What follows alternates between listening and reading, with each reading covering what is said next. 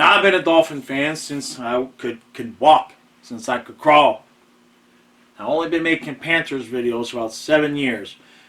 All I can say is that I never got to the point where I've done a Dolphins rant after a game, as I have with countless Panther games. For those of you who are new to the channel, I don't know what to tell you. This is how we roll around here. So if you're not, if it doesn't tickle your fancy, if it doesn't strike you and you're new and you don't like to hear a guy yelling and screaming about his team,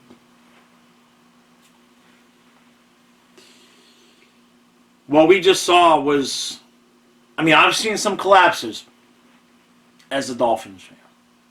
51 years old. I've seen some collapses. I've seen us be 9-2, lose all 5, miss playoffs. I can't count how many times I've had we win our last 2, win our last 3, and we're in no matter what, and we blow it. And miraculously, we still are in position where if we win our last 2, we're in. But like Jim Morris said, playoffs? Playoffs? Really? Huh. Talk to me about playoffs with this team.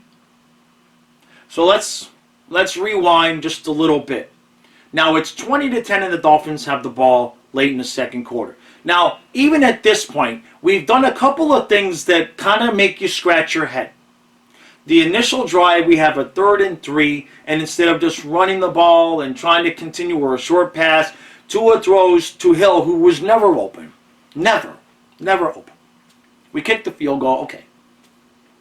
And then we finally do get the nice touchdown. We for some reason, squib or onside kick because we had allowed the Packers to return the opening kick, the kick after the field goal, like 94 yards. And luckily we held. Okay. So we've already made a couple of questionable things, but it's 20-10. We've got the ball. We're thinking, let's make this at least 23-10, if not 27-10 at halftime. We're good. Mostert fumbles. He's not a fumbler.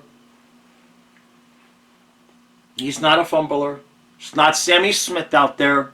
But nonetheless, if you were a Dolphin fan, as soon as you saw the ball hit the ground, as soon as you saw the ball hit the ground, you knew you'd be sitting there at the end of the game screaming about how did we lose that game. You knew it. I knew it. Admit it. We watched the rest of the game.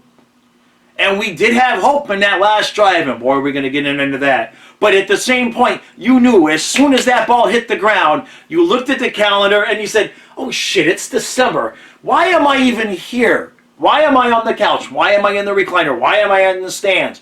Why? It's December. We're going to blow this game. And sure enough, Green Bay goes and gets the field goal. And everybody knew. When they just follow the day. When Mostert fumbled, you knew we were losing. As soon as Green Bay got that field goal, you knew they were coming out to start the third quarter and getting a touchdown. Raise your hand if you thought Green Bay was not getting a touchdown to start the third quarter. I'll wait.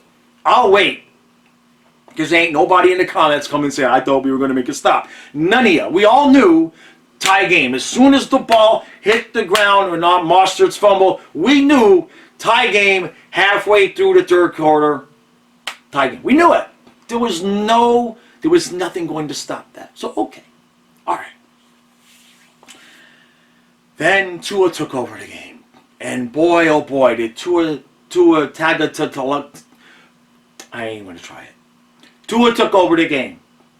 Now, I'm going to take the second interception, and I'm going to say, I don't know if Mostert, I get his name wrong. I call it both ways. I don't really care at this point. The dude probably ran the wrong route. It kind of looks like he ran the wrong route. And this is the problem with this system. Okay? Because you're watching Tua make these fantastic throws, right? The ball, Hill hasn't even made his break and the ball's on the way, which is great unless the running back or the receiver doesn't make the anticipated break. Now, the first interception, he's trying to get the ball over the linebacker, but he just sails it, I believe, over Hill's head right into the Packers.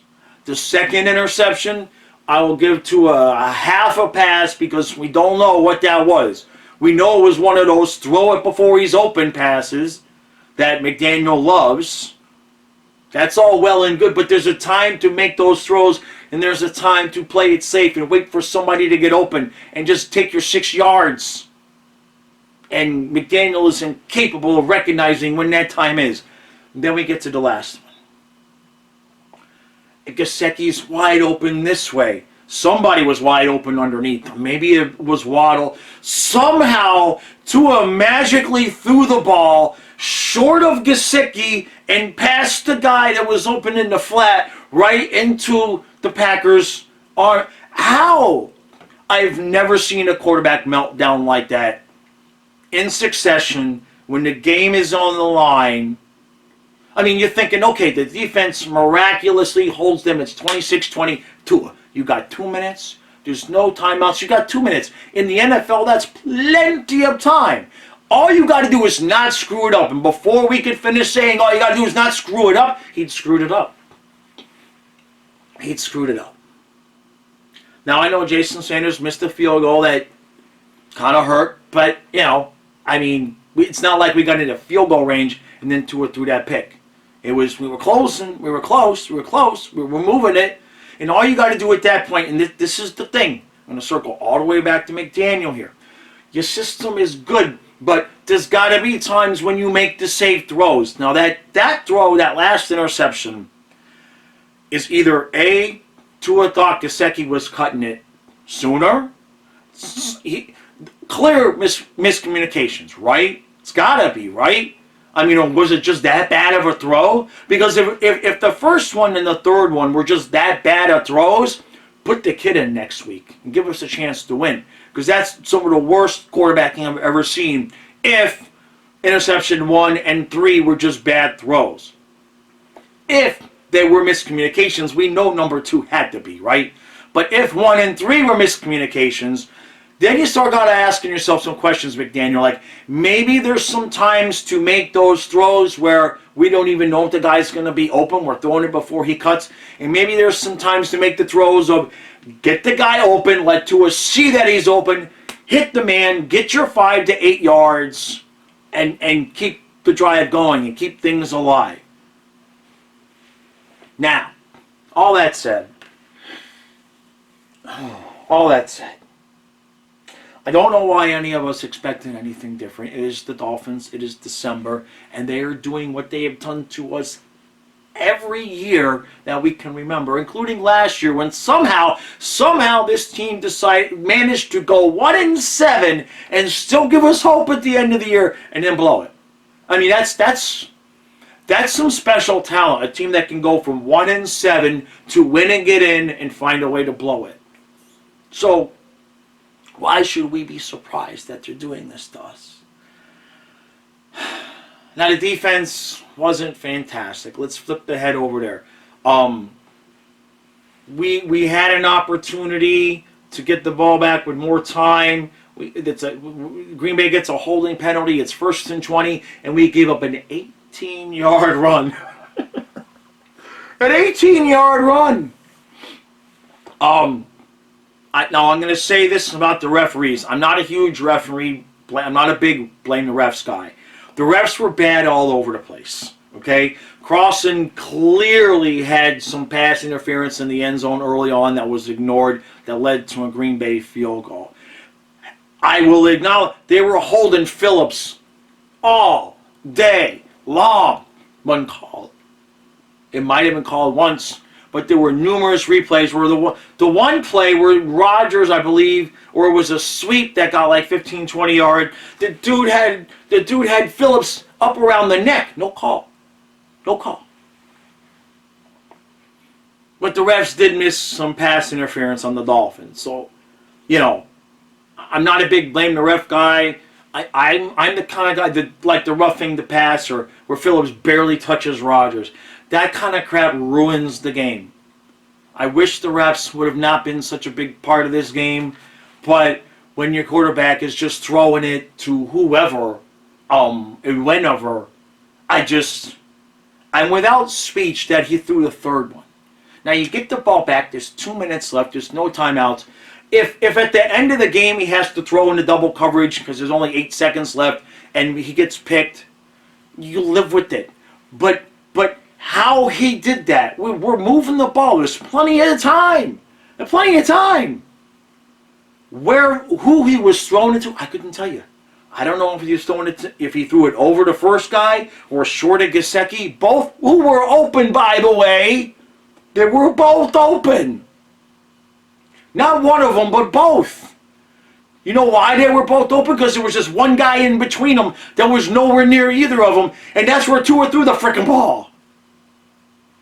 I mean, you can't make it up. You can't make it up. Like if Tua would have had money on the game on Green Bay, and he played like that, it would have been like, it's kind of obvious Tua has money on the game. Like if gambling was legal, if the players were allowed to gamble, that last throw would be like, yeah, Tua must have bet on the Packers. I mean, that's how bad it was. That's how bad it was. So, Dolphin fans, I'm going to say something here that is going to trigger all of you, and myself included, by the way. So I'm not leaving you out. You ready? Ready? Dolphin fans, especially those of you who were around when Marino got hurt and Mitchell came in and we were 9-2 and everybody was yelling trade Marino because Mitchell's good. Especially for you guys, all we got to do is win our last 2 games against the Patriots and the Jets and we're in the playoffs. Don't throw shit at me. You can't throw. You missed. If you threw stuff at me, you hit your TV or you threw your phone. Merry Christmas, by the way. Merry Christmas. We had a fun time on the stream. We really appreciate everybody that came out, especially for the end of the game. I don't have any other bigger explanation for you. I want to get this up and uploaded. And tomorrow or Tuesday, when I have calmed down, I will look at the film and most likely come to the same conclusions. But I'm willing to wait to watch the film before I completely, just 100% say that was the worst performance by a quarterback I've ever seen. I got to know what happened on interception 1 and 3. I really got to know what happened on 3. Because I could throw that pass better. I mean, how? How?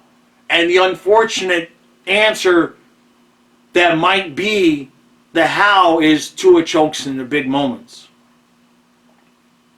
Not all of them, obviously. He's made some. He's had some big moments, but we've seen a lot of questionable decisions when the pressure is applied. Like when Tua runs with the ball, I'm just like, oh God. Because you don't know if he's going to slide, if he's going to go head first, if he's going to try to underhanded throw the ball back to the center. You don't know what that crazy MFer is going to do when he's running with the ball. And you know why we don't know? Because he don't know either. That's the thing. He don't know. You can tell by the look in his eyes when he's running with the ball. He's like, oh, what do I do? What do I do now? And he just makes last second off the freaking chain decisions. Okay. So, if we lost to the Packers, if we beat the Patriots and we beat the Jets, we will be the 7th seed, at which point we will go to Kansas City for our playoff game, and most likely, come on, at Kansas City. Now, if we would have gotten the 5th or the 6th seed, and you start talking about at Cincinnati, at Jacksonville, you could have at least rolled the dice on the hope of a playoff win. But at Kansas City for Tua's first playoff game, come on. And it's probably going to happen because, I suppose we're capable of blowing both games, right? But it's probably going to happen. We're probably going to still win the 2. And, you could call it a playoff game, what's going to happen at Kansas City, but come on. Merry Christmas, by the way.